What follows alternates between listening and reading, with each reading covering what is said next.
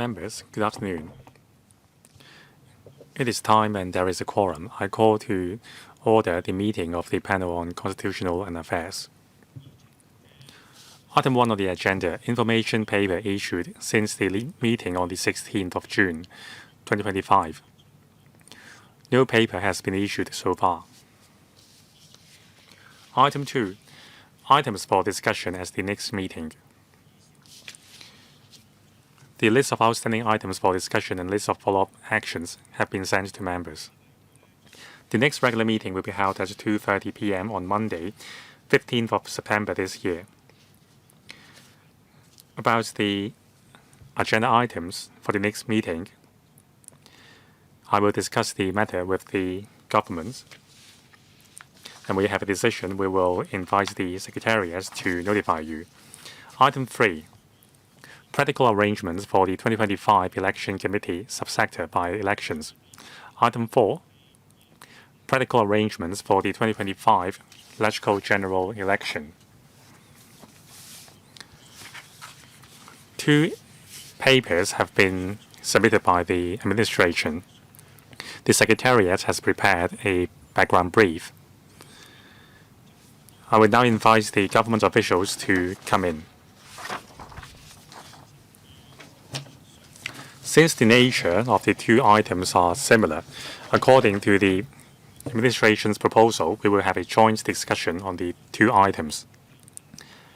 Members who would like to speak, you may now press the Request to Speak button.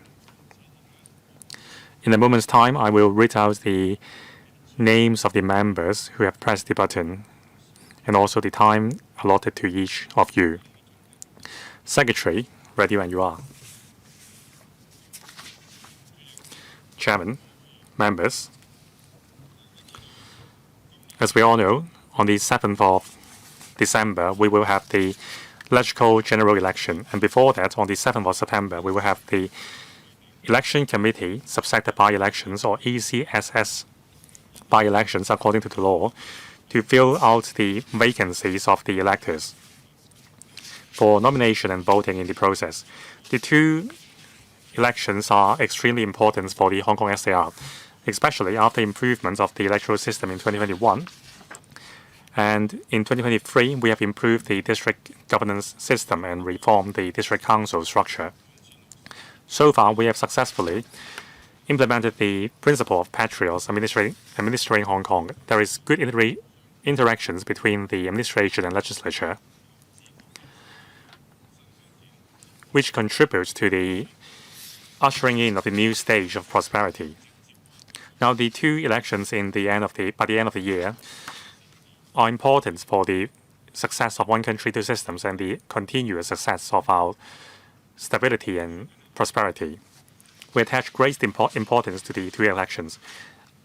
Like President Xi said, the new electoral system is a set of systems which aligns with the one country, 2 system principle and the political system and democratic system, which meets Hong Kong's need. We have to cherish and adhere to the electoral system. In terms of practical arrangements, we have been innovating the arrangements and enhance the details. In April this year, thanks to the electoral support, we have passed the 2025 Election Law Miscellaneous Amendments Bill 2025. Now, we are working at full steam to prepare for the 2 elections this year. The September election for ECSS subsector will fill out the vacancies in 29 subsectors and 93 vacancies in the ECSS. And also, there will be a total of 10 vacancies involving 5 subsectors to be returned by nomination through supplementary nominations. The nomination period for ECSS election will begin from tomorrow, 22nd of July until August. I urge candidates to participate in the election. Those who are capable and willing to serve the city should also participate in the legislative election in the end of this year. We urge the public to encourage your family and friends to cast a vote on the 7th of December for the legislative membership to select members who are capable and patriotic to build a better future for Hong Kong. Now, having tallied the experience from previous elections, we have been improving the electoral arrangements. For the two upcoming elections, the EAC will introduce enhancement measures. For example, we will adopt the use of electronic vote counting in the functional constituencies. We will also enhance the delivery arrangements for ballot boxes in the FC. After using electronic vote counting, we hope that the two elections can be conducted in a manner that is open, honest, fair, safe, orderly, and efficient. Now I will defer to the Chief Electoral Officer to explain the arrangement. Ms. Chen. Thank you, Chairman and members. We have submitted two papers for explaining the 2025 ECSS by-elections and the 2025 Legislative General Election to be held later this year. Now, to make the practical arrangements easier to understand, I will first talk about the arrangements for the ECSS election and then the general election. Now, the by-election will fill a total of 93 vacancies involving 28 subsectors in the EC sector. They will be returned by election. And also, there will be a total of 10 vacancies involving 5 subsectors to be returned by nomination from specified organizations. Now,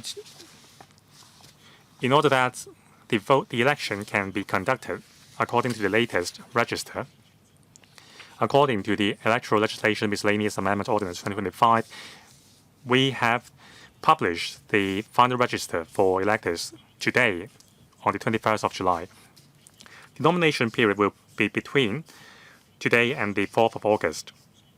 During the period, candidates and designated bodies have to submit the nomination forms in person to the returning officer.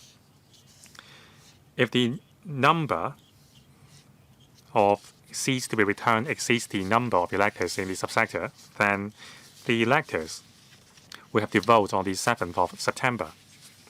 In terms of polling hours, we will follow the arrangements of the 2021 ECSS ordinary elections, in which the polling hours of ordinary polling stations and dedicated polling stations set up at boundary control points will be from 9 a.m. to 6 p.m. For dedicated polling stations set up in police station or penal institutions, they will operate from 9 a.m. to 4 p.m. We will adopt the combined polling arrangement. That is, if an elector is also an authorized representative of a corporate voter, they can cast all their votes at the same polling station. Also, we will establish 5 ordinary polling stations over the territory and 1 designated polling station as a police station. For voters who are remanded or detained on the polling day by law enforcement agencies other than the CSD. Depending on the need, we will also set up polling stations in penal institutions run by the CSD. In the election, we will recruit and deploy approximately 1,500 experienced electoral staff from various bureaus and departments to handle different work on the polling day in polling stations and the central polling station. We will offer practicum sessions and simulation drills for the staff so as to enhance their contingency abilities. For polling arrangements, we will continue to use the electronic poll register to issue ballot paper. To enhance the stability and reliability of the election, we have followed up on the EAC's recommendation made in the report on the 2023 District Council Ordinary Election, including strengthening the 3-tier confirmation mechanism, where the Mission Critical System Development and Maintenance Board and the Technical Advisory Committee, and also these committees comprise members and professionals from the industry and universities. We have also assigned independent third-party contractors to conduct load and stress tests and make recommendations to the board and committee. Now, in the by-election, the maximum number of candidates that each voter needs to mark on can be up to 28. We will install a ballot paper checking machine for voters to use on a voluntary basis to check whether the ballot papers have been marked properly. For those voters in need, we will set up a special queue for persons aged 70 or above, pregnant women, and persons who are unable to queue for a long time or have difficulty in queuing due to illness. There will be a seating area inside the polling station for these voters to take a rest. Some new arrangements will be implemented in the upcoming election, one of which being that after the close of poll, each polling station only has to fill out one consolidated form for the polling station. Staff will give priority to transporting these forms and ballot boxes to the central counting station. We will continue to use the central counting mechanism. As usual, the central counting station will be set up as the Hong Kong Convention Exhibition Center. Now, we have been testing the electronic counting system. We have run some third-party tests and drills to ensure that the system is sound and safe. As usual, during the counting process, the candidates, their agents, and also the media and the members of the public can observe the vote counting process as designated areas. For questionable ballot papers, the process is similar as before. The returning officer will decide whether the questionable ballot paper is valid. Candidates and the election agents or counting agents may make representations during the determination process. When the decision is made, the results will be notified to the candidates and agents present. They may make a request for the votes to be recounted. If there is not such a request, the results will be announced by the returning officers. Now, ballot papers and ballot boxes, the design of the ballot papers conform to the requirements in the law. The REO will ensure that the ballot papers are sufficient quantity and are properly prepared. We will use ballot boxes of different colors as usual. Now, in terms of facilitation measures for candidates, on submission of nomination form, candidates may make use of the faster payment system to pay for their election deposits. And we have made most election-related forms available in electronic formats. Candidates may file these forms online. Now, according to the existing arrangements, we will continue to produce introduction to candidates for candidates and voters' reference. Before the polling day, we will mail the introduction to candidates and together with the polling cards to voters. The introduction will also be uploaded onto our platform. And also, the candidates, validly nominated candidates, may send one postage-free election mail to each voter for self-promotion or campaigning purposes. The ordinance also allows candidates of the same subsector to send joint election mail free of postage. We will issue guidelines to candidates in the near future. To facilitate candidates to send free of postage charge mail, on request from the candidates, we would provide the address labels and candidates mailing label system to the candidates so that they can send election mail to voters as required. They can also send election mail to voters through electronic means by electronic mail.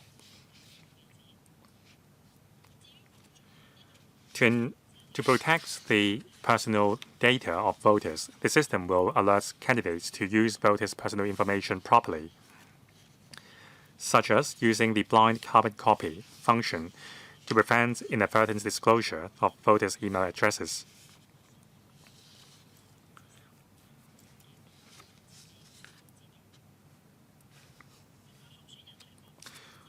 Also, before being issued address labels and the mailing label system, candidates must sign an undertaking on the proper use and disposal of voters' information. Any breaches will come with legal consequences. To comply with public inspection requirements, candidates must within 3 working days after publication of election advertisements submit copies of the advertisements related materials to the returning officers or upload electronic copies to a public platform maintained by the CEO or a public platform maintained by the candidate. On polling day, at the central counting station, we will have a central command center and a statistical information center set up. The central command center will monitor both the polling and counting processes while providing centralized command and support and all inquiry services. So inquiries can be addressed right away. The statistical information center will collect and compile voter turnout statistics and verify the counting results. The voter turnout rates will be published via press releases and a dedicated website for the by-elections. The results will be announced in the central counting station. We will set up a media center at the Convention and Exhibition Center as well to disseminate relevant information to candidates and their agents, the media, and members of the public with designated areas for their use. The PROs and ROs must maintain order at the polling stations and the central counting station respectively. We will work with the police and law enforcement agencies to prepare a comprehensive security plan to ensure public order at the relevant premises and safeguard government properties, as well as enhance the specific cybersecurity measures. We will also establish a crisis management committee to provide professional advice to the Commission as needed when postponement or the urgent handling of related measures have to be due to specified incidents. So that's it for the ECSS by-elections. Let me briefly talk about the arrangements for the Legislative general election. The Legislative general election to be held at the end of this year will return 90 members for the different constituencies of the 8th term Legislative Council. We will publish the provisional register on 1st of August. The final registers of electors will be published on 25th of September, and the 2025 provisional register of members of the election committee was published on 9th of June. The final register of members of the election committee will be published on or before 17th of September after the election committee subsector by-elections. In accordance with relevant legislation, the nomination period must not be less than 14 days or more than 21 days, and that it must end not less than 28 days and not more than 42 days before the polling day. The nomination period for the election is to be announced later. Following the arrangements for the 2021 Legislative general election, the polling hours for ordinary polling stations, ECC polling station, and dedicated polling stations will be from 8:30 in the morning to 10:30 in the afternoon. The polling hours for the DPS set up at penal institutions will be from 9 in the morning to 4 p.m. We will continue to adopt the combined polling arrangement to facilitate electors casting all their votes at the same polling station. We plan to set up about 600 OPSs for GC and FC electors to cast their votes. We will also set up an Election Committee Constituency ECC polling station at the Hong Kong Convention Exhibition Center for electors of the constituency to cast their ECC, GC, and if any FC votes. We will set up DPSs at 3 police stations located in Hong Kong Island, Kowloon, and the New Territories respectively. We will set up a maximum of 21 DPSs in penal institutions for electors to cast their votes. Making reference to the successful arrangements for the 2023 District Council ordinary election, we plan to set up near boundary polling stations to facilitate GC and FC electors who are in the mainland or will travel to and from the mainland to cast their votes.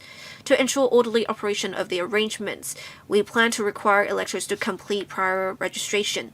We are also considering whether there are other suitable venues on top of the 2 premises we have planned at the moment to set up additional MBPSs. We have many more polling stations than before, so we plan to deploy about 37,000 civil servants to handle various electoral duties on the polling day. We will make sure to provide training. We will also have various practicum sessions to facilitate officers' familiarity with the arrangements. Except for some stations that have unstable network coverage or difficulties in providing support, the electronic poll register system will continue to be used in polling stations for this election. We have 4 million voters for this election, so we are conducting load and stress tests to ensure the reliability of the system. An ECC elector must vote for 40 candidates. So we will set up ballot paper checking machines by electors on a voluntary basis to check whether their ballot papers have been marked properly in accordance with relevant electoral legislation. We will also set up special queues and designated seating area for voters with special needs. As we do for the ECSS by-elections, the presiding officer will only need to complete 1 consolidated ballot paper account for all FCs of that polling station, and there will also be prioritized delivery of ballot boxes and ballot paper account to the central counting station.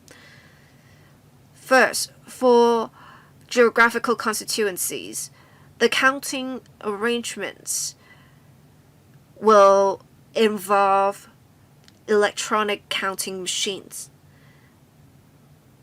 And we also have some polling stations will make use of poll-cum count arrangement.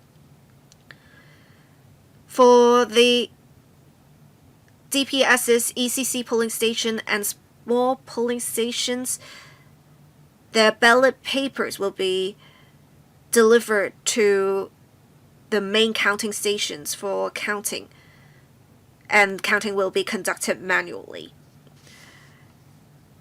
Candidates and their agents, the media, and members of the public may observe the counting process. Should there be any disputes, candidates and election agents may request a recount. If there's no such request, the RO will formally declare the election results. For functional constituencies, we will continue to adopt the central counting arrangements. After the close of poll, the FC ballot boxes will be delivered to the central counting station under police escort.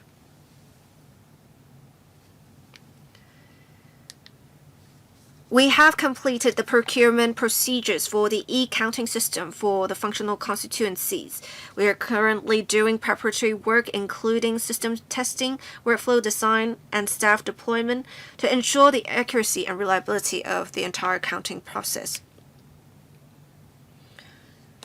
For the election committee constituency, We will continue to adopt the central counting arrangements.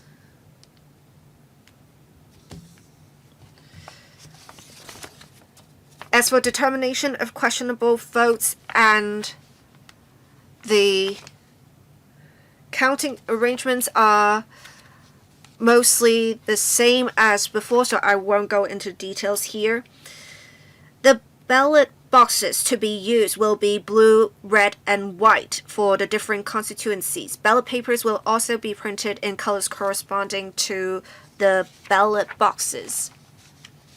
For the payment of election deposits, the relevant arrangements I mentioned for the ECSS by-elections will continue to apply to the LegCo general election. As for the other arrangements relating to introduction to candidates, election mail, address labels, and candidate mailing label system, they are the same, so I will not go into details here. As for election activities, before each LegCo general election, the EEC will review and update the guidelines on election-related activities to remind candidates and other parties of the related statutory requirements.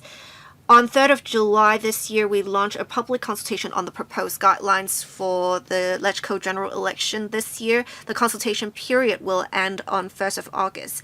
The EAC welcomes members of the public to submit their views to the EAC during the consultation period. The EAC will consider the views received and plans to issue the guidelines in September. Thank you. That's it for my presentation, Chair. We welcome questions from members. We have 5 members who have pressed the request to speak button.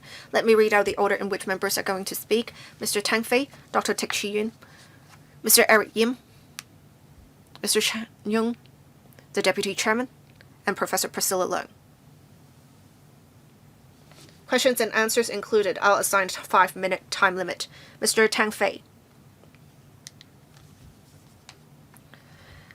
I think I will ask the questions for both elections together.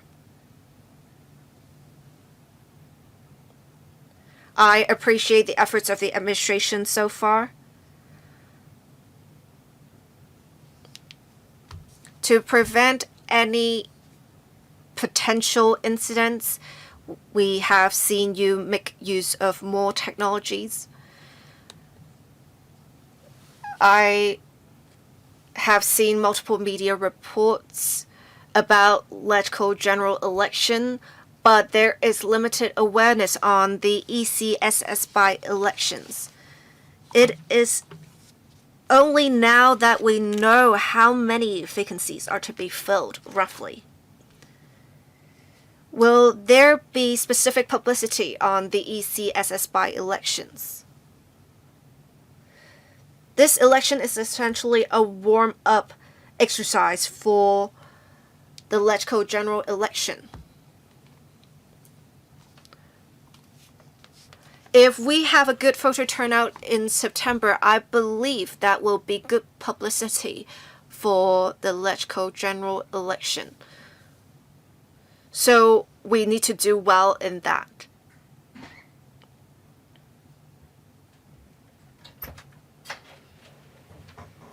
I understand that we are going to set up 2 near-boundary polling stations at 2 schools in Shenzhen.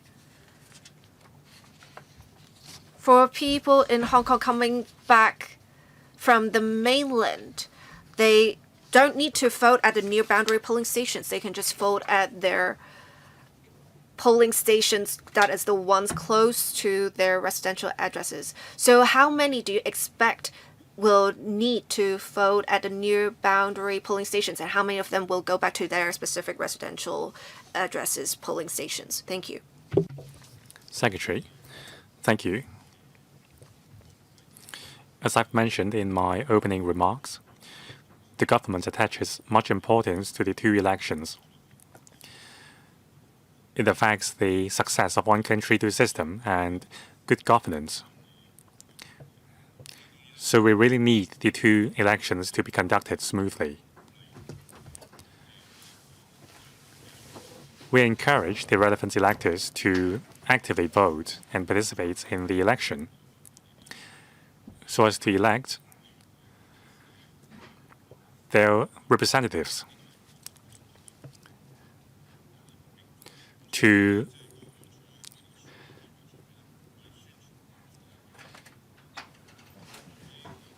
continue on the path on prosperity.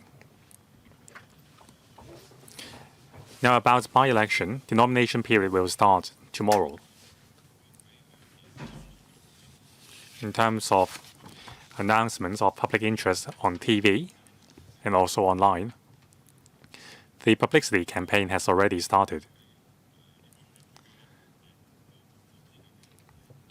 We hope eligible candidates would actively participate in nominating valid candidates. Concerning the near-boundary polling stations in Shangshui, back in 2023, the near-boundary polling stations have been a success.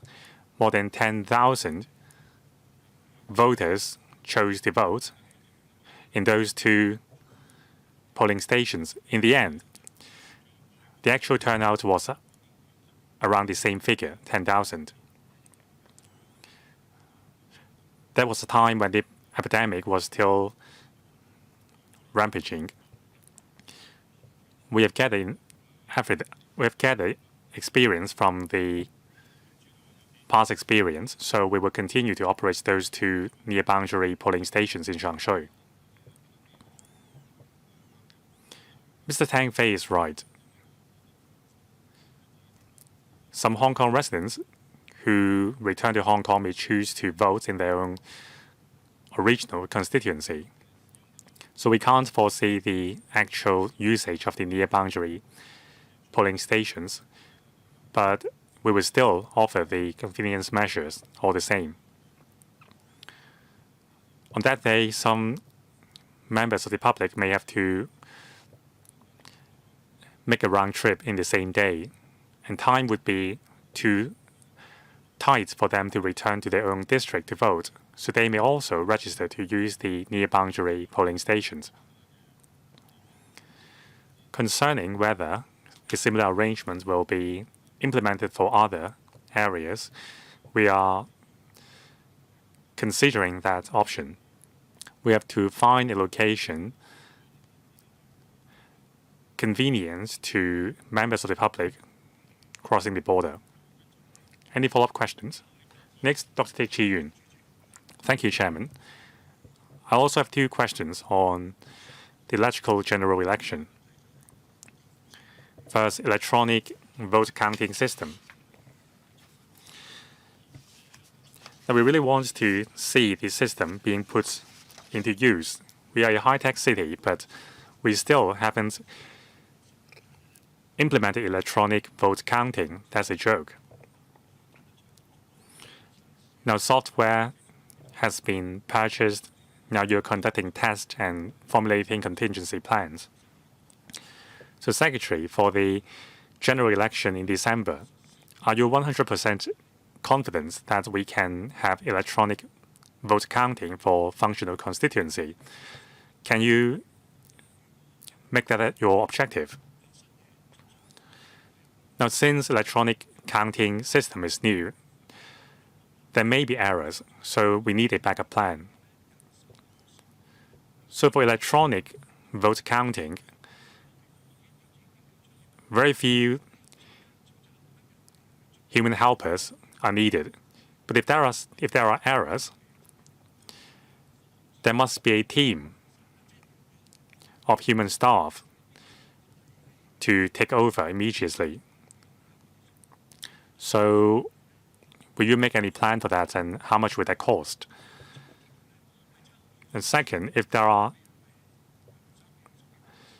cases where the winner wins by a very narrow margin, then the recounting, if there is any, would be conducted, again, by electronic counting.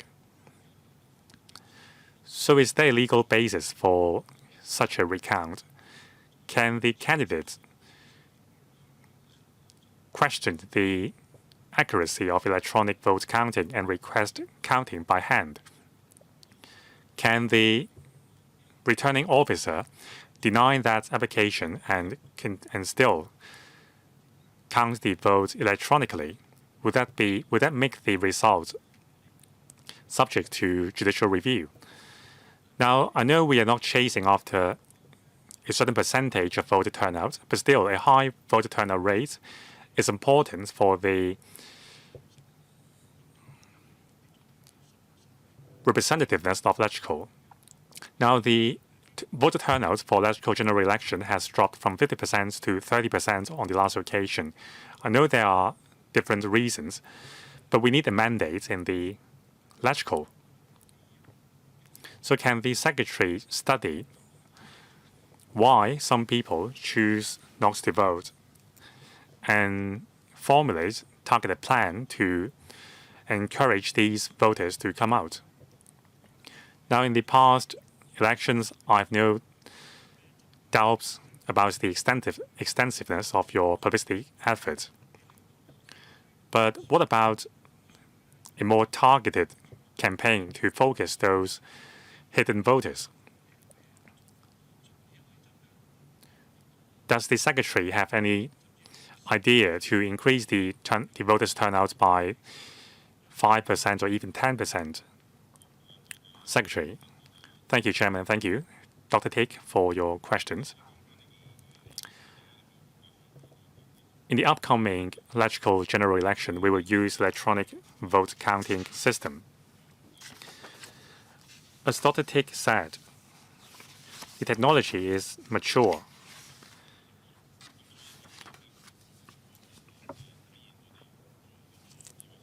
So as a smart city, we would like to automate the counting process. For many years in the past, we used manual counting for most elections. Now, besides fairness and openness, we think that it is important to enhance the level of automation and efficiency of vote counting. So under an improved electoral system, we will seek innovation and breakthroughs. So over the past 2 or 3 years, in terms of ballot paper issuance and vote casting, we have fully implemented the electronic poll register system, and the process has been smooth. So we will start the next phase of using the electronic poll vote casting system. There will be a legislative amendment in coming soon.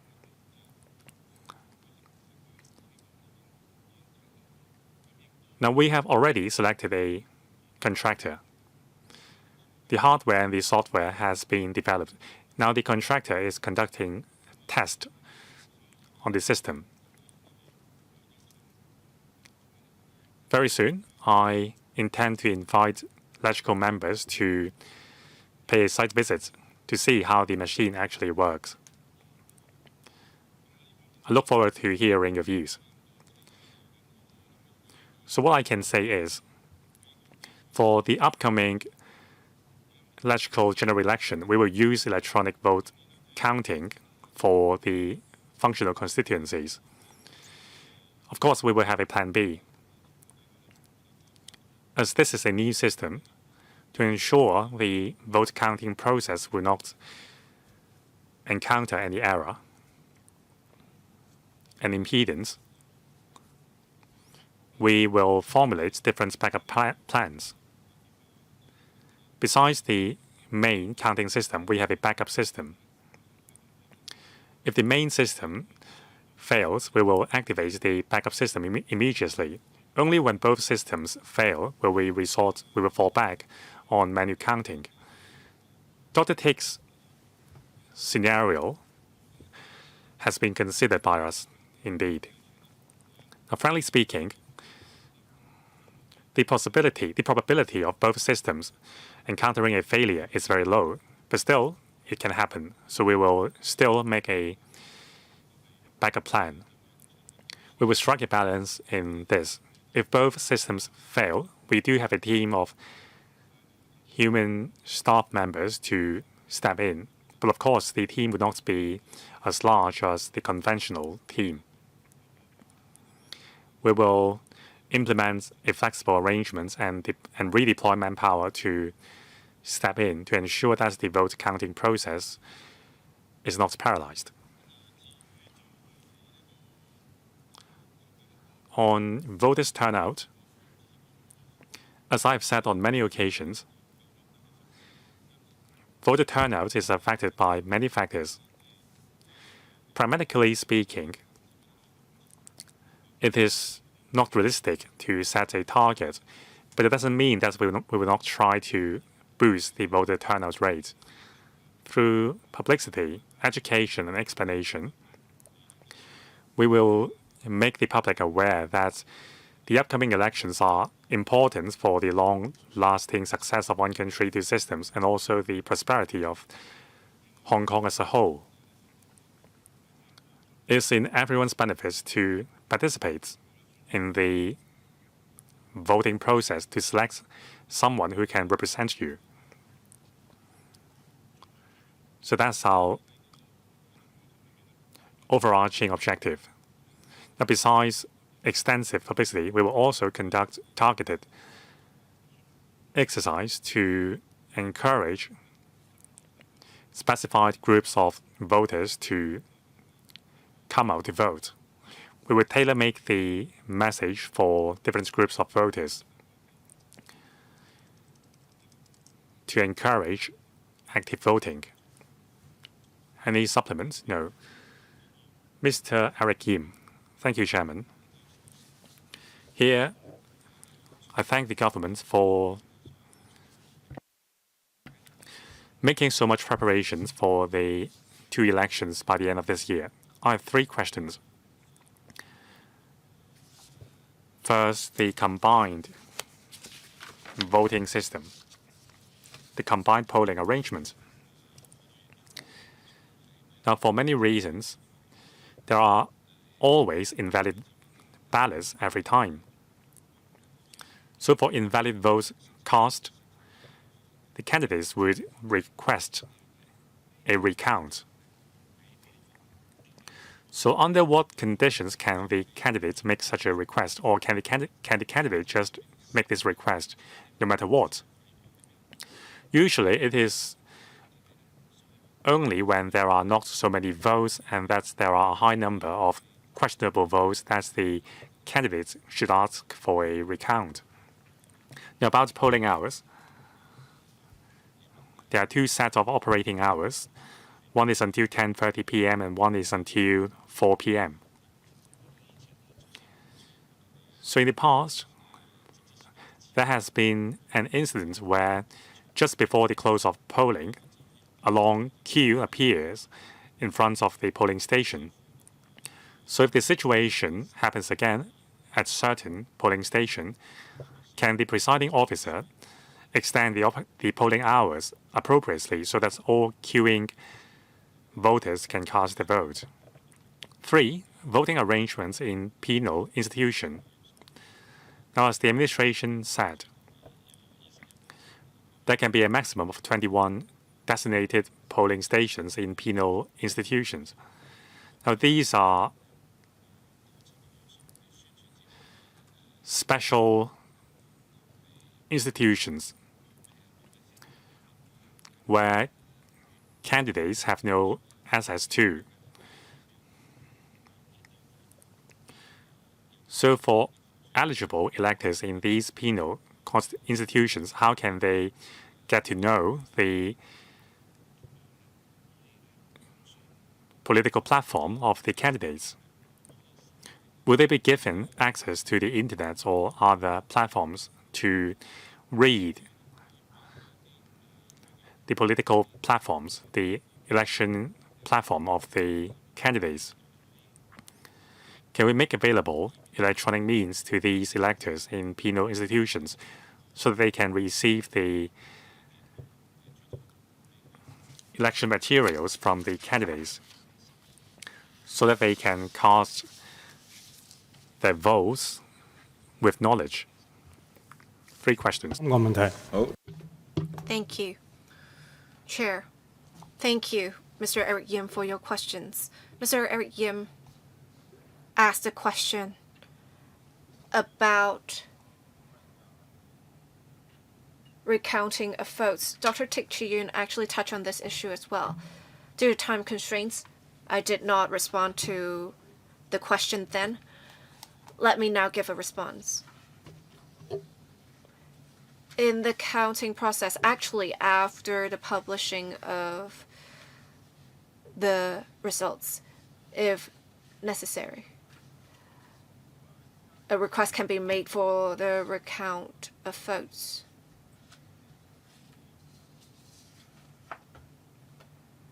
Whether to accede to such a request, it would be the decision of the returning officers. If there are special circumstances and reasons that justify this, the returning officers may exercise such discretion. As for the recounting of votes, how it's going to be done, as I said on a previous occasion,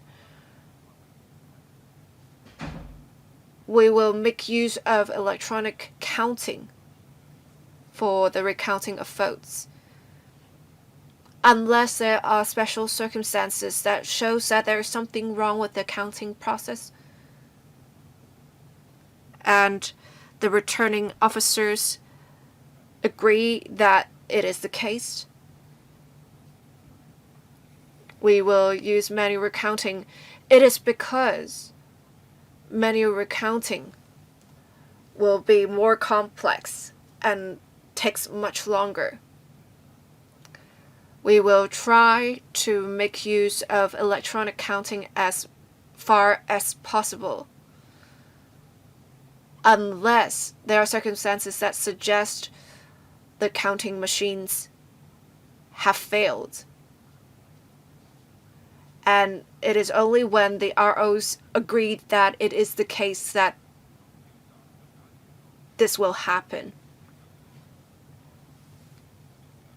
As for what you said about polling hours to be extended when there is a queue outside the polling stations, the existing arrangement is this. If you're already in a queue, you will be able to vote. We do understand how it may take some time for the procedures to be done. So as long as before the polling hours you're still in the queue, before the end of the polling hours you're still in the queue, you will get to vote. Thank you. I'll let Ms. Chan supplement my answers. Thank you. The EAC and the REO are working together, and the REO will send the poll cards to electors in advance.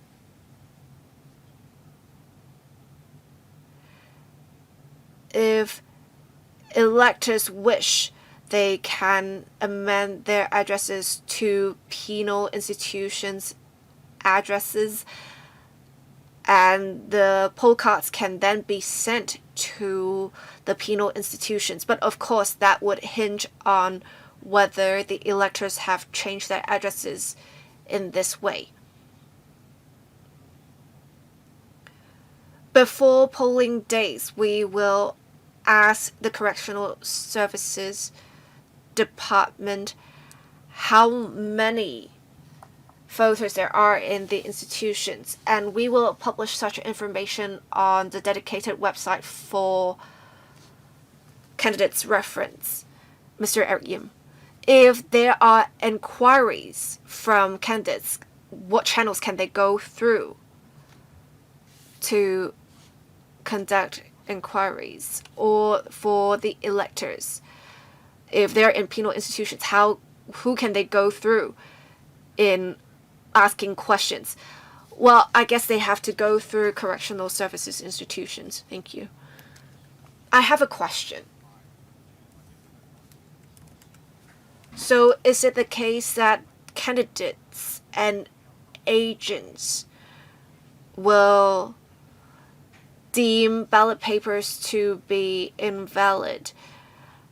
And should these be considered valid, then we have to determine whom the votes are for. And then we can finalize the results. So you have to determine the questionable ballot papers first before you go along with the rest of the process. Correct. We have to make a decision about the questionable ballot papers first. Thank you. Mr. Chen Yong. Thank you. Chair, thank you, Secretary. The papers are very detailed, and you have already briefed some members on the arrangements. They are quite clear. First, for the practical arrangements for the ECSS by-elections, we have the three-tier confirmation mechanism to make sure the machines are working correctly, as said in paragraph 11. Have some tests been conducted? What errors have been identified?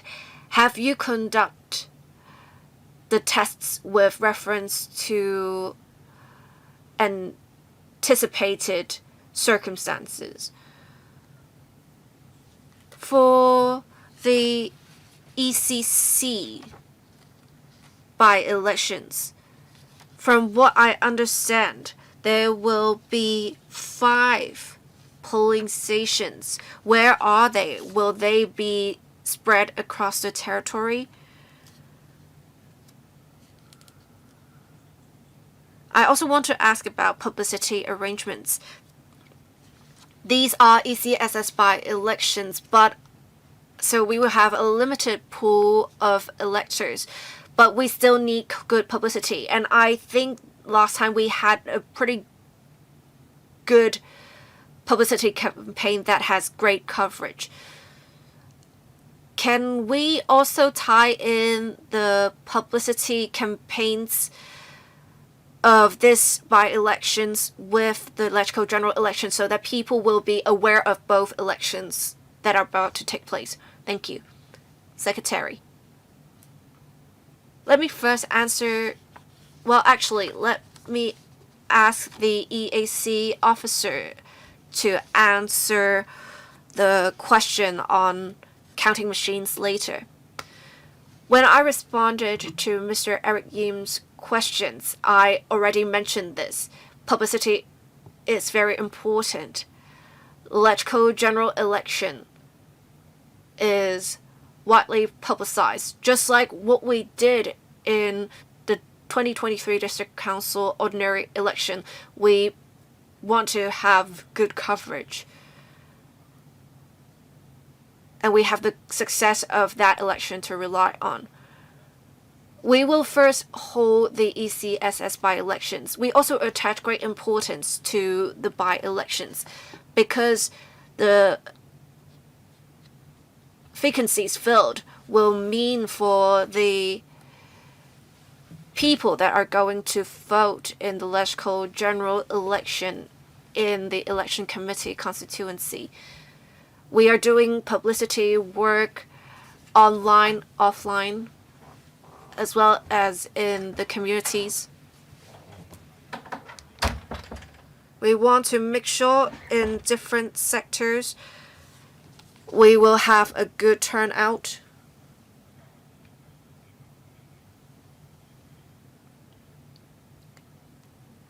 And I think people can access such publicity in their communities and online.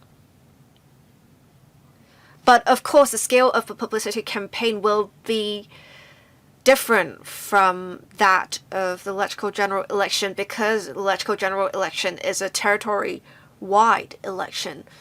This is only normal. because the nature and the scale of the elections are different. But we are determined to conduct well the elections. I'll now let my colleague supplement the relevant information. Yes, Dr. Liu, excuse me. We have preparatory work being done for the counting machines with reference to the recommendations made after the district council ordinary election. And we have the mission critical system development and maintenance board making assessments for the different system components. We have in the second tier independent third-party contractors conducting independent tests, load tests, stress tests, and security tests on the system. We have also audits done.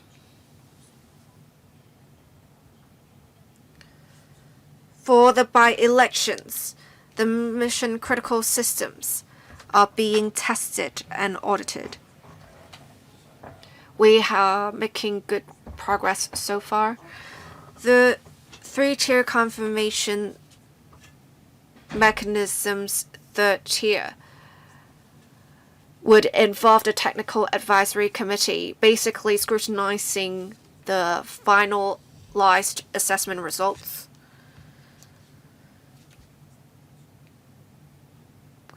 After all these, we will provide training to the staff so that they are familiar with the operations of the systems and machines. Thank you. I asked about where the 5 polling stations are. I do appreciate that we have good test results so far, but I want to ask if you have officers with IT expertise participating in the process. Yes.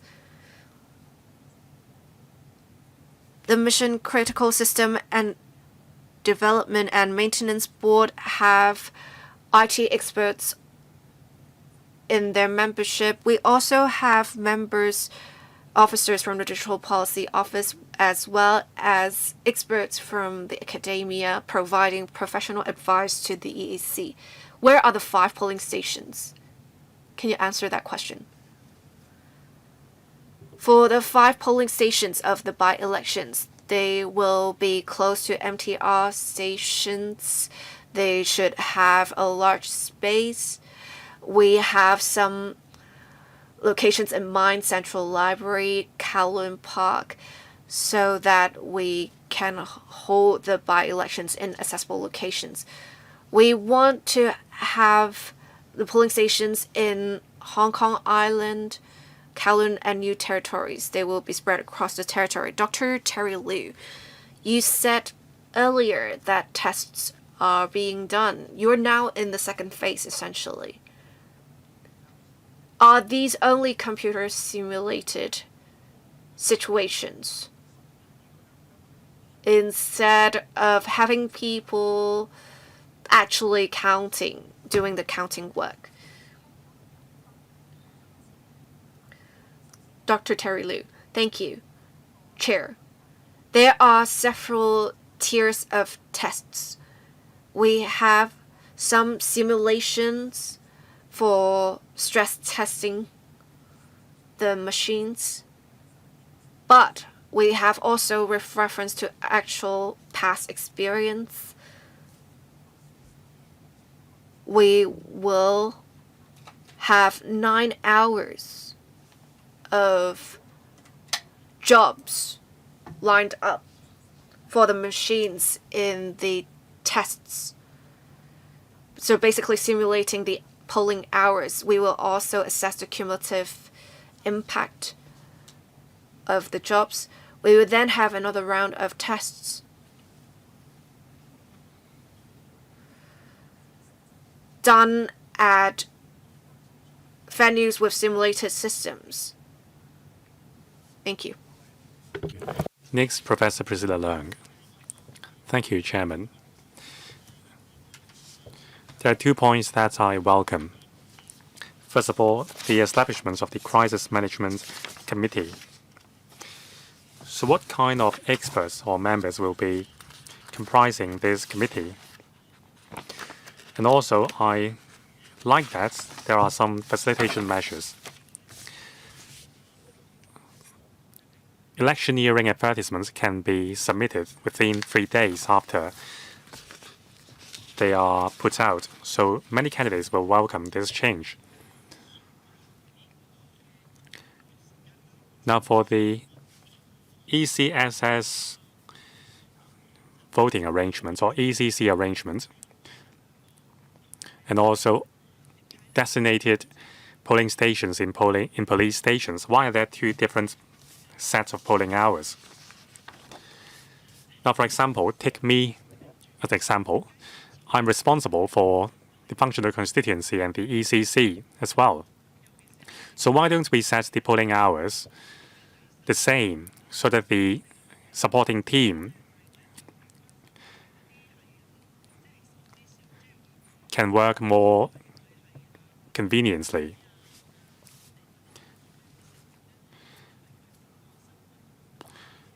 Now, there may be some status changes in EC memberships.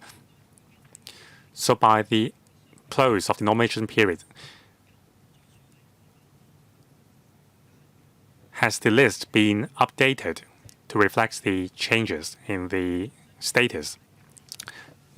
Now, this is my suggestion.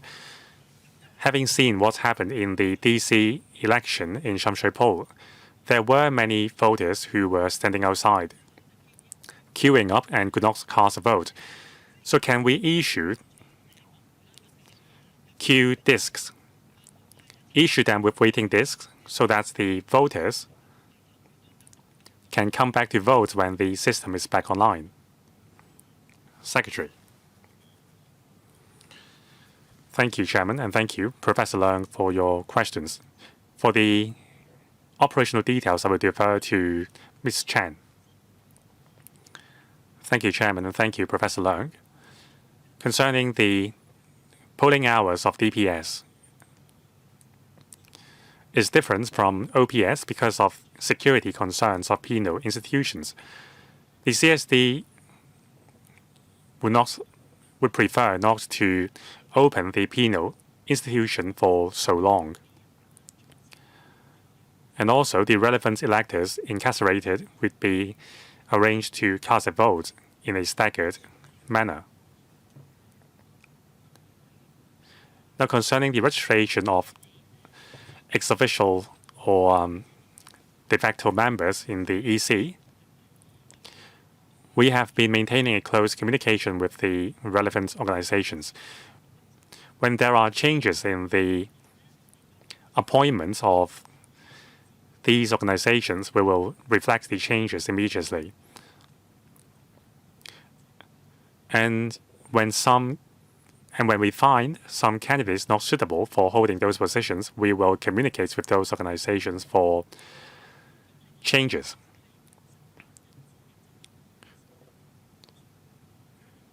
The new position holder of those specified positions should submit a form to us as soon as possible, because we have to submit the name of the candidates to the Candidate Eligibility Review Committee for reviewing the eligibility. So after confirmation by the CRC, we will update the register.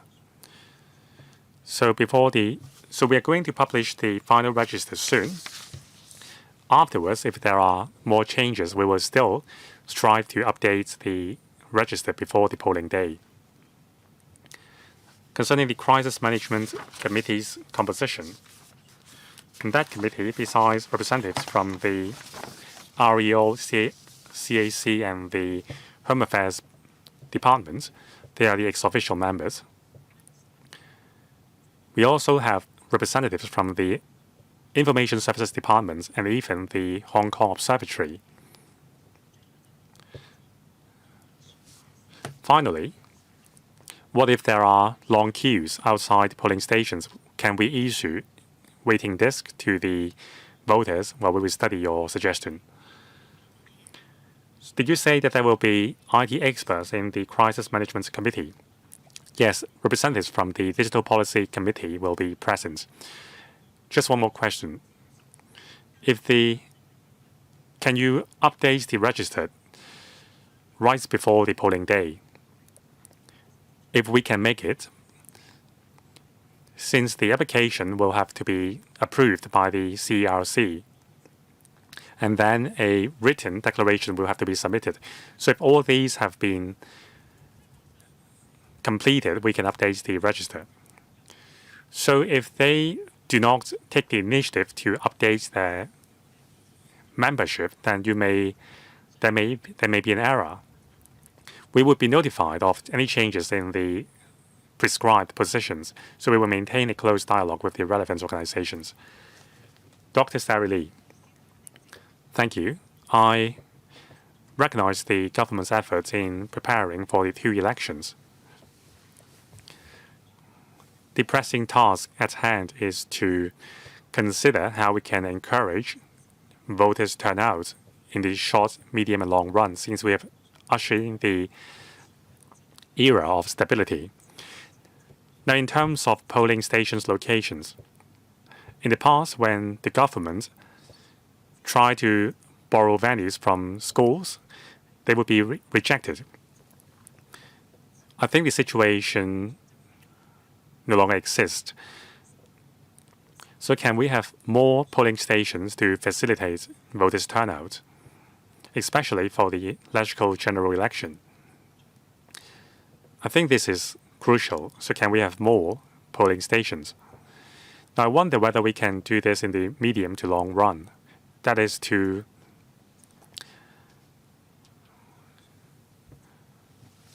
require, to allow voters to vote from any polling stations.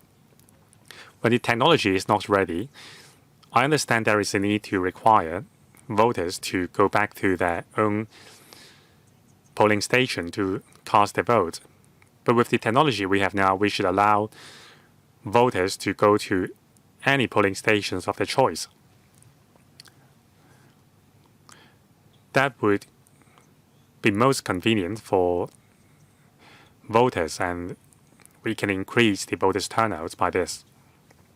So can I have a reply from the government? Secretary, I thank Dr. Sari Lee for her questions. Now we have some 600 ordinary polling stations. Earlier on, we have amended the legislation. If needed, we can request schools to make available their school premise for polling purpose. So of course, we hope schools will cooperate with us. Actually, most schools do cooperate with us, and the Education Bureau would act as a coordinator for us as well. So concerning the use of school premises as polling stations, the arrangement is smooth and is supported by many schools. In terms of number of polling stations, the number is decided based on the number of voters and the specific circumstances of each district. In every election, we would gauge the views of stakeholders and also make reference to our practical experience and make adjustments according to voters' feedback. At present, we think the arrangement with some 600 polling stations is sufficient. Now, for individual polling stations, we will try to make adjustments to facilitate voters going to more convenient polling stations. On whether we will consider making the arrangements even more flexible for voters to choose any polling station of their choice. while there is some reality concerns, it would be quite difficult to prevent circumstances where a lot of voters crowding up a certain polling station. It would be difficult to control. So from our experience in crowd management, without a prearranged polling station assigned, there may be a possibility of a lot of voters going to a certain polling station to vote at the same time. Of course, facilitating voters' turnout in the medium to long run is our ultimate goal, so we will consider your suggestion. I also urge the government to consider an innovative approach to publicity like the last time around, so please keep up the good work. Now, as a reply to the administration's answer, I don't think we need to urge the schools to make available their school premises. It is their duties.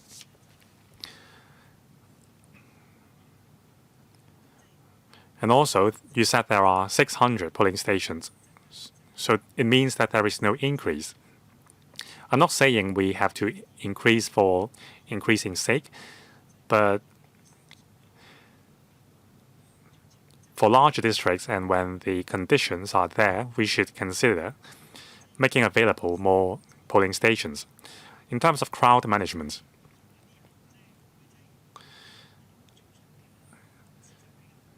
I understand that you are tackling it from a crowd management perspective. But as a voter, whether I can go to any polling station I choose would affect my willingness to come out to vote. So please study the measure as a medium to long-term measure. Ms. Carmen Khan. Thank you. My question is about ECSS by-election. And I thank the government for preparing a PowerPoint, which makes things clearer. Now, there are only 28 subsectors requiring by-election, and only 93 members will be returned by election. So, by the close of the nomination period on the 4th of August, we will know the number of candidates and the number of seats to be elected. If the number of candidates to be returned is the same as the number of electors, then the candidates would be elected ipso facto. So the polling stations arrangement depends on the outcome of the nomination. So I wonder if that's the administration's understanding as well. For certain subsector,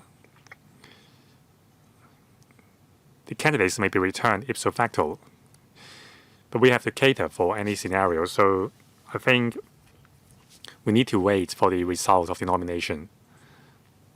And second, I welcome the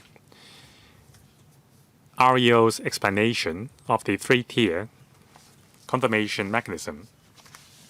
I think you have made reference to the experience in the DC election. With the three-tier mechanism, we can have better arrangements for practicum training and drill.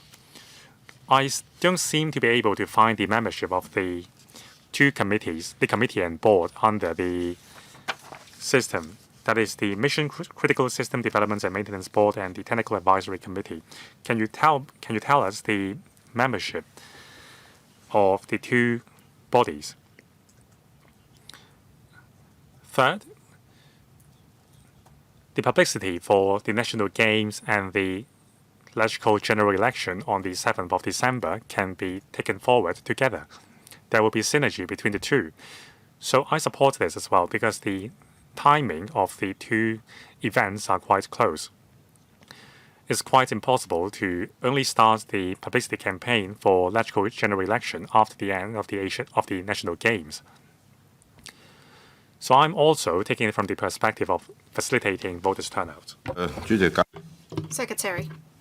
Thank you, Ms. Kamen Khan, for your questions. As Ms. Kamen Khan said, we are about to see the commencement of the nomination period. It is only at the end of nomination period that we'll know how many sectors will need by-elections. We will have some returned uncontested if we only have one candidate for, say, a single vacancy in a subsector. So if we do not need to conduct by-elections for that many sectors, we will adjust the scale of the by-elections.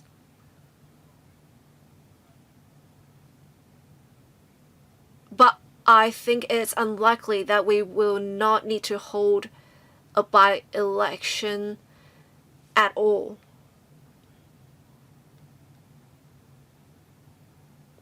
Once we know more details, we will report to the Council and the public in due course. As for the three-tier structure, I will let the EAC colleagues supplement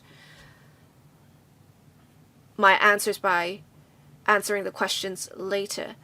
As for publicity for the elections and the national games, all of the events are important. We do want to achieve synergy as much as possible with the publicity of electoral general election and national games. Otherwise, it would be a waste. So I think for publicity for the electoral general election, we can include some publicity efforts for the national games and vice versa, so that we can enhance awareness on both. This is our plan, and we will work with the policy bureaus to achieve synergy in publicity efforts. As for composition, I'll let Dr. Terry Liu answer the questions. Thank you. The Mission Critical System Development and Maintenance Board membership consists of the management of the EAC, the technical team, as well as the team involved with electoral operations. We also have technical experts from the Digital Policy Office. As for the Technical Advisory Committee, the membership consists of experts from the Digital Policy Office. We also have experts from the academia as well as the IT sector, providing professional advice to the EAC. Any follow-up questions from Ms. Kamen Khan? If possible, please give us a list of the membership after the meeting. Please provide such information after the meeting. Thank you. Dr. Junius Ho. In the ECC, we have 10 vacancies to be filled. For those to be returned by nomination, we have 93 vacancies that are to be returned by election. So it is approximately 1 out of 15 of the vacancies of the positions are vacant. So on average, each sector would need to have 20 odd members. So do we have 1,000 people who will need to nominate candidates? Is that so? Well, for the 1,500 election committee, 360 odd of such positions are ex-official members, and 150 of them are to be returned by nomination. We have 900 odd to be returned by election. So it is approximately 1/10 of the vacancies that are to be returned by election on this occasion. This is something new because it is the first 5-year cycle after the improved electoral system. So this is completely new to us. What would you say about the threshold of vacancies meeting a certain percentage? Then you will need to hold by elections of vacancies returned by nomination as well as election. We have statutory requirements. Apart from every 5 years, we need to make by-elections or hold elections for the election committee. Before the Legislative General Election, we will also need to hold by-elections for the election committee. Right, we need to make sure we have the vacancies filled before the Legislative General Election as well as the Chief Executive Election. So now we are going to have the Legislative General Election. You can see if we have only, say, 2 vacancies to be returned by nomination and 10 to be returned by election, would you still hold the by-elections? We will. So you wouldn't not hold the elections simply because there is a limited number of vacancies. Right, because we need to make sure the vacancies are filled before chief executive elections and Legislative General Elections. I'm actually more concerned about chief executive elections. The Legislative General Elections, I'm not as concerned about. So even when there's only 1 vacancy before, say, a Legislative General Election, we have to fill the vacancy. And once we fill that vacancy, before a chief executive election, if there are vacancies, they have to be filled beforehand as well. So essentially, there will be 2 occasions on which the election committee vacancies have to be filled. Well, actually, before the chief executive elections, we will hold a full election for election committee. It's mostly before a Legislative General Election that we need to hold by elections for the election committee. How much would you need to spend on the ECSS by-elections then? For the by-elections, we expect that approximately $200 million will be spent. $200 million just for the ECSS by-elections, not including the cost for the Legislative General Election. Right, because we need electoral staff, we need to book a venue with the Convention Exhibition Center. We also need to use the electronic counting machines. All of them would cost something. How much would the Legislative General Election cost? It would cost $1.2 billion. That's a lot. I thought you would only need $10 or to $20, well, $20,000. Well, actually, $30 million for the ECSS by-elections. So altogether, it would cost quite a lot.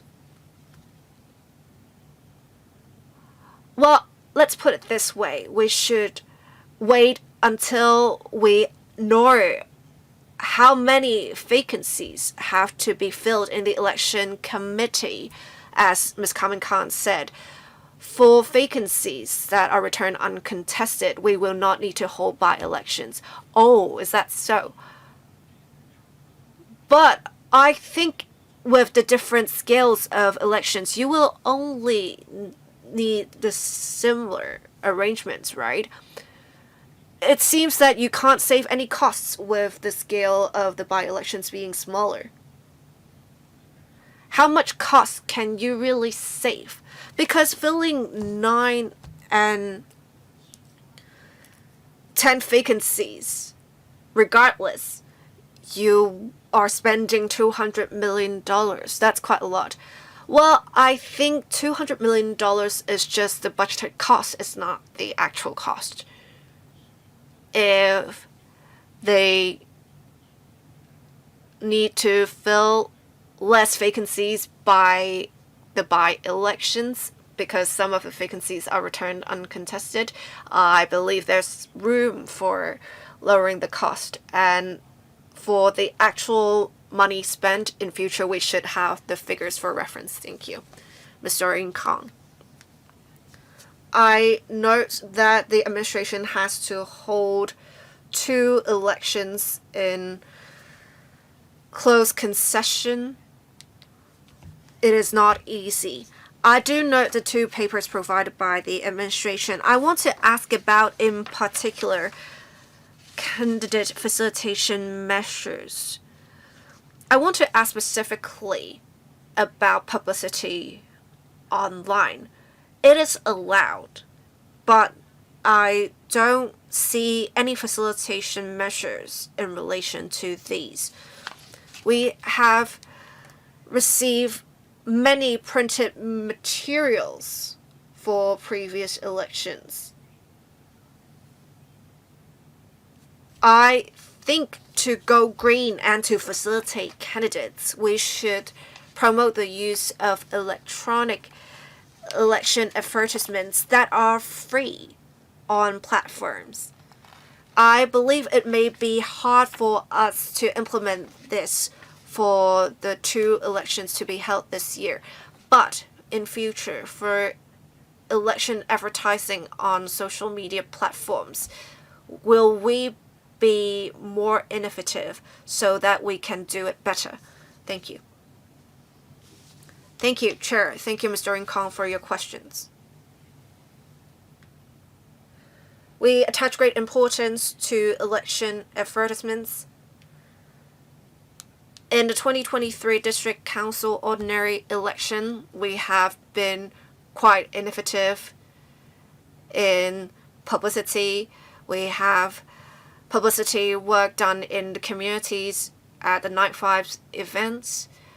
We had candidates basically trying to reach out to the members of the communities personally. We have also senior government officials taking part in publicity efforts. We also have concerts held in particular. We have had great success with such efforts.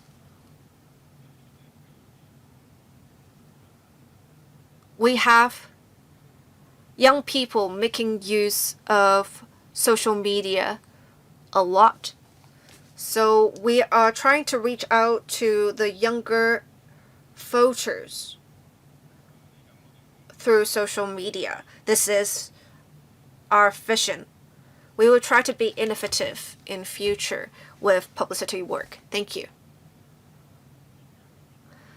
Chair, my question is actually on how we can have more electronic publicity by candidates. However, with reference to election guidelines, if promotion has to be done on social media platforms, we have to specify which of our staff is doing such work and what the cost is. And the cost on platforms is actually quite low at the moment.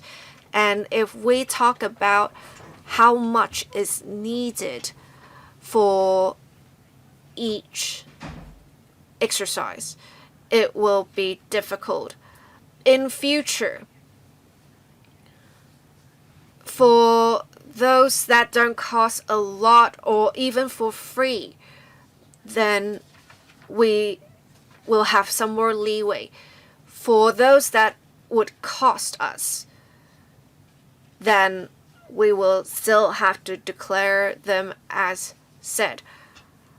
If we have less restrictions for candidates, I think in a way that will encourage voter turnout. Thank you. Secretary. Ms. Chen. Thank you, Ms. Kong, for your questions.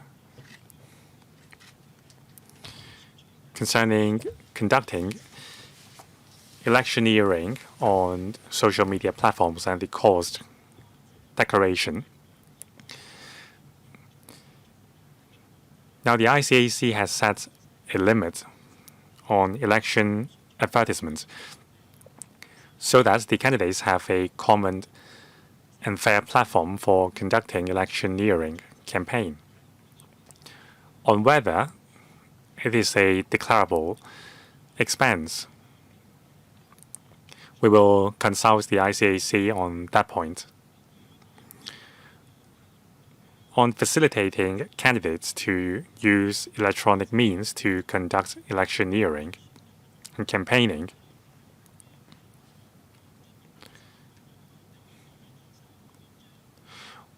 we hope that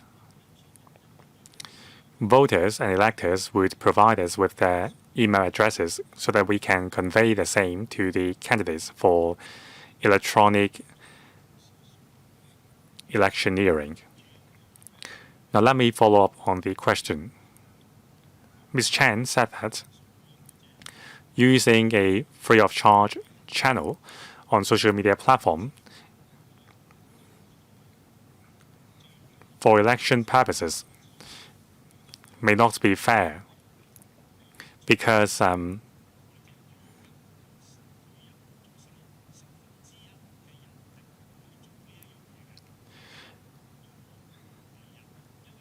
at present, whenever money is spent on electioneering, you have to declare the expense.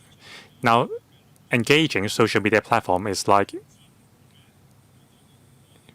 paying for an employee to help with your electioneering campaign. It's just that the cost is much lower than hiring someone. Now, for social media platform, if we just do away with the declaration requirements for all candidates, then everyone would be operating on the same platform, and that would be fair. The trend nowadays is to resort to social media platforms that would save paper and money as well. Everyone would be on the same footing, and there would be no question of different expenses. Now, I remember because of changes in trend, you have relaxed one of your requirements in the past as well. Our goals are the same. Have candidates reach out more extensively to voters to encourage more voters to participate in the vote. So that's the first round of questions. Mr. Brave Chan, the Deputy Chairman, has more questions. Thank you, Chairman. I have been conveying many suggestions from the candidates and the electors as well, so pardon me for having so many suggestions. Now, for near-boundary polling stations, we have to look at the statistics from the previous election to judge whether these stations are justified. So I agree with the Secretary's explanation. Now, we are investing quite a lot in conducting the elections.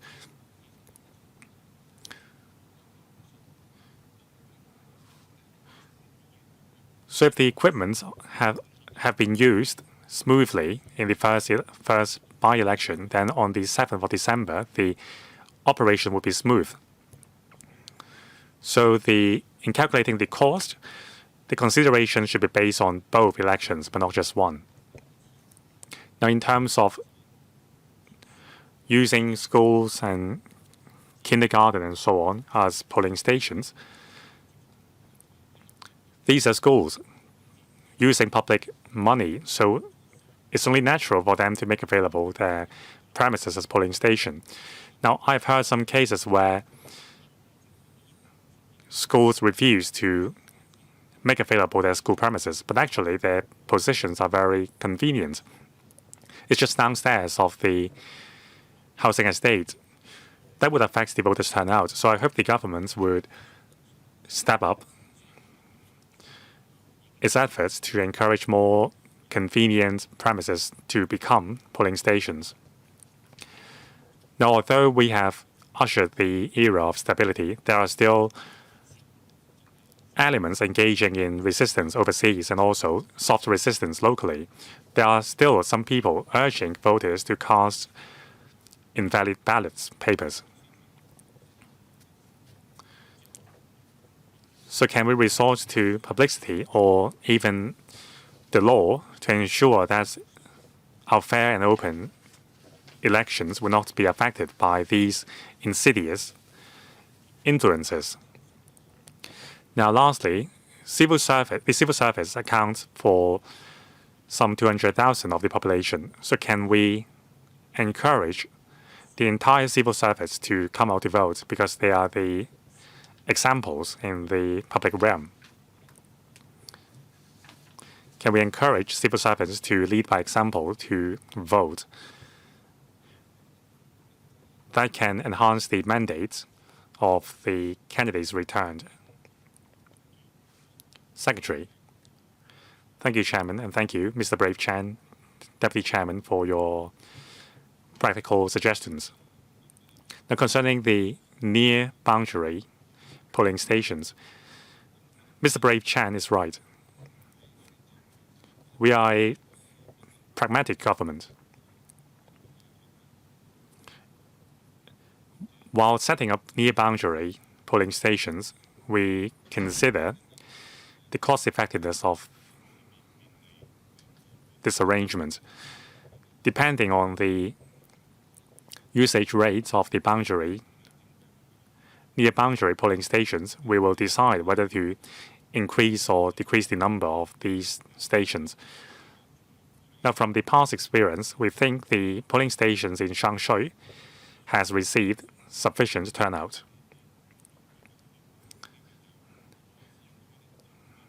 It would be a huge waste of public resources if near boundary polling stations receive underwhelming usage.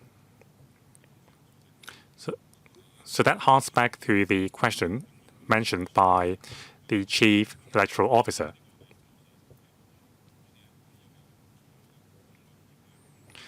We conduct the preparation for election from a value for money approach given the tight fiscal position of the government. So as Mr. Brave Chan has mentioned, we are not increasing the number of polling stations just for increasing sake. After all, the budget is limited. So besides convenience, openness, and fairness, cost control and effective use of resources are also important considerations. So the figure we gave you were just the estimates. If everything goes smoothly with proper cost control, the expenditure should be lower. Concerning using school premises as polling station,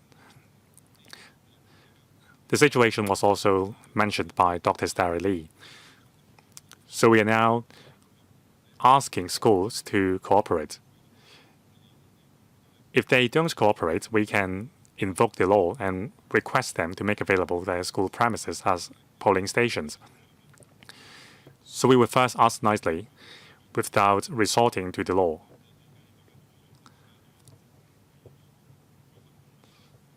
It's more desirable if we can work on a cooperating basis. Now, like Mr. Brave Chan said, we attach importance to the active participation of civil servants in elections. In the previous DC election, a lot of senior government officials from various bureaus have urged civil servants to come out to vote. We have offered flexible work arrangements to facilitate voting by civil servants. We want our colleagues to understand that there is a responsibility to cast their votes, and also there are measures to facilitate their voting. On those inciting people to cast blank ballots or invalid ballots, the ICAC has a robust law enforcement mechanism for these behaviors. Now, if these behaviors occur, the law enforcement agencies will take immediate action. I have some suggestion. I've received complaints from some EC elector. They like the idea of the thank you card they received after voting last time. There's also a card or a badge given to them after attending the National Security Education Day. So I think a sticker or a little badge will do, just like those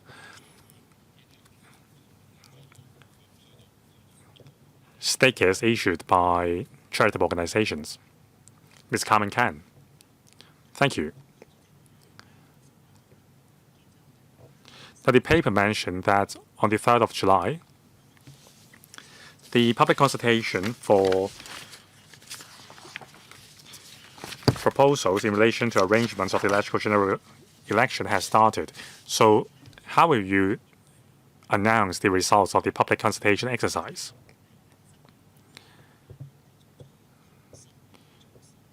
Many facilitation measures have been put in place for candidates in the December election. So compared with 2021, I always said there should be easy to understand way to disseminate information. So can you give us a table comparing the two elections? For example, last time candidates needed to submit their advertisement within 1 day. Now it has been lengthened to 3 days. So can we have such a table for candidates' benefits? Secretary, concerning the results of the public consultation exercise and also the information package, I will defer to the Chief Electoral Officer. Thank you, Ms. Khan, for your suggestions concerning the public consultation exercise. That's the consultation process conducted by the EAC concerning the guidelines for conducting the electoral election. The consultation paper has been uploaded onto our website. For any views received during the consultation period, the EAC would consider those views and decide whether to adjust the election guideline. Now, the formal guideline would be published on the Gazette in September. Now, Ms. Khan mentioned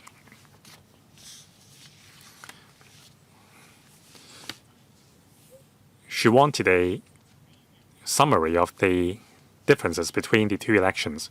Now, first of all, for candidates, they can use the FPS to pay their election deposits.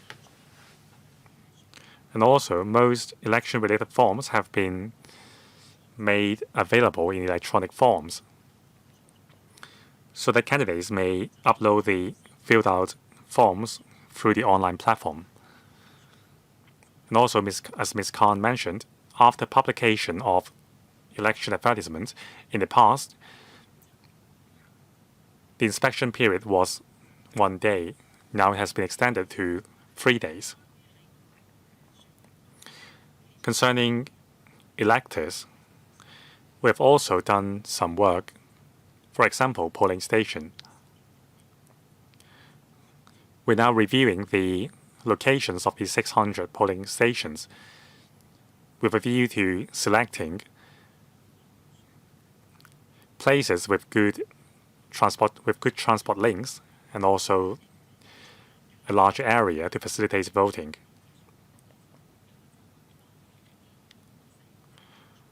We will also reduce the number of polling stations with no electronic voters registered and also inconvenience for wheelchair-bound voters. Now we will consider recruiting disciplinary officers to work as staff in our polling stations to strengthen our capability in maintaining order and coping with emergencies. Now we'll also set up near-boundary polling stations. We will also resort to more online means to reach out to voters. Besides the polling cards, we will send the introduction to candidates and also a map to the designated polling stations along with the poll cards to the voters.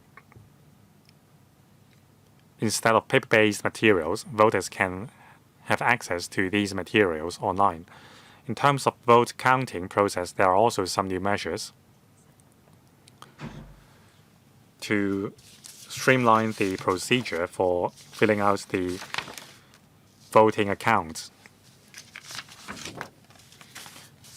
so that candidates don't have to wait so long at the central counting station. Ms. Kamikan, any follow-up questions? Thank you, Chair. I would like to express my appreciation for the efforts of the administration because there are many new measures implemented. I have some follow-up questions. For the near-boundary polling stations, those voting there would require prior registration. What is the deadline for registration? Why are you asking them to register in advance? Is it for your estimation for manpower deployment? Are there any other considerations? This is my first question. Perhaps you can answer this question first. We do not have a specific period for registration just yet. We do not have the registration period or the deadline at the moment. We need to have regard to how long the process would take. We also need to consider how much in advance citizens will need for their planning. If you want voters to set their schedule very early on, it can be a problem, which is why, like the 2023 election, we try to push it back as much as possible, considering how long the process would take. We would try to make it as close to the polling day as possible. Excuse me. Yes. Are you requiring prior registration because you want to estimate the number of voters? Before, you need to issue hard copies of poll cards, so you need to know for sure. But now, I think with prior registration, people can vote at the near-boundary polling stations. There is no need for you to know in advance how many people will vote at the near-boundary polling stations because the ballot papers will be issued electronically. So, is it possible for you to push back the registration period as much as possible? Or would you allow for people to do registration on polling day and basically register right away before they vote? Is it possible? It will be hard for manpower deployment then. I don't think there will be millions of people voting at the near boundary polling stations anyway. So say you can estimate the number to be 10,000 or 8,000 something. You will already have estimates for manpower deployment.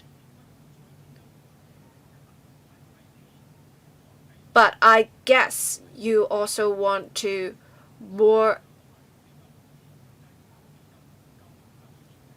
accurately estimate the figures, which is why you do not allow prior registration on that day.